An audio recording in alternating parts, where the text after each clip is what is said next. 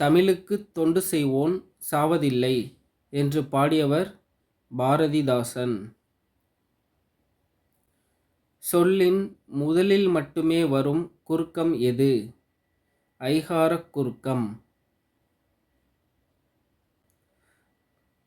குட்டித் திருவாசகம் என்று அழைக்கப்படும் நூல் எது? திருக்கருவைப் பதிற்றுப் பத்தந்தாதி.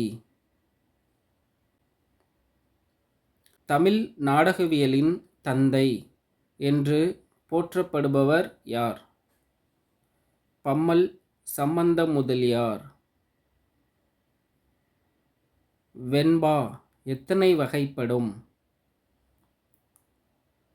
5 வகைப்படும். குறள் வெண்பா, சிந்தியல் வெண்பா, நேரிசை வெண்பா, இன்னிசை வெண்பா, பகரொடை வெண்பா. ஜி.யு. போப் அவர்களுக்கு தமிழ் மீது ஆர்வம் ஏற்பட காரணமாக இருந்த நூல் எது? புறநானூறு. முன்னீர் வழக்கம் என்று கடற்பயணத்தை குறிப்பிடும் நூல் எது? தொல்காப்பியம். உவமைக் கவிஞர் என்று அழைக்கப்படுபவர் யார்? சுரதா. ஆயுத எழுத்து பெற்று வரும் மாத்திரை அளவு என்ன? அரை மாத்திரை. உழவுக்கும் தொழிலுக்கும் வந்தனை செய்வோம் என்றவர் பாரதியார். உலகிலேயே முதலாக ஒரு மொழிக்கு மாநாடு நடத்திய நாடு எது? Malaysia, Kuala Lumpur. தமிழ் மொழிக்காக. திருவருட்பா எத்தனை திருமுறைகளாக பகுக்கப்பட்டுள்ளது? 6 திருமுறைகள். பறவைகள் சரணாலயம் அமைந்துள்ள ஊர் எது? வேடந்தாங்கல்.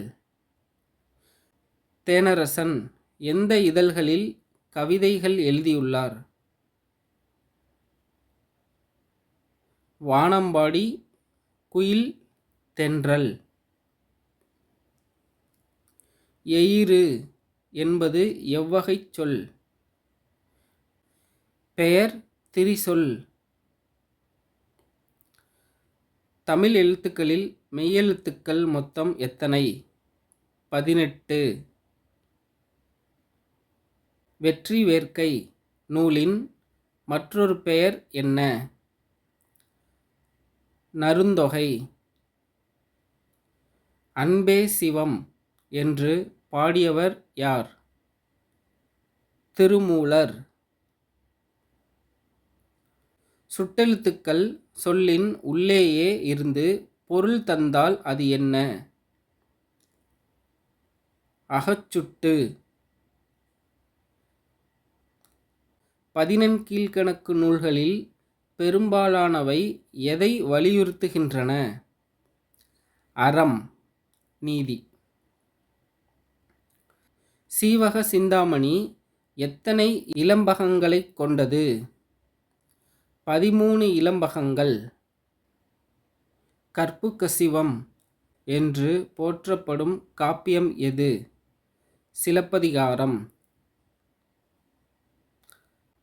சுதேசமித்திரன் இதழின் ஆசிரியர் யார்? ஜி. சுப்பிரமணிய ஐயர். பாரதியார் அங்கு துணை ஆசிரியராக இருந்தார். பகுத்தறிவு கவிராயர் என்று புகழப்படுபவர் யார்? உடுமலை நாராயண கவி.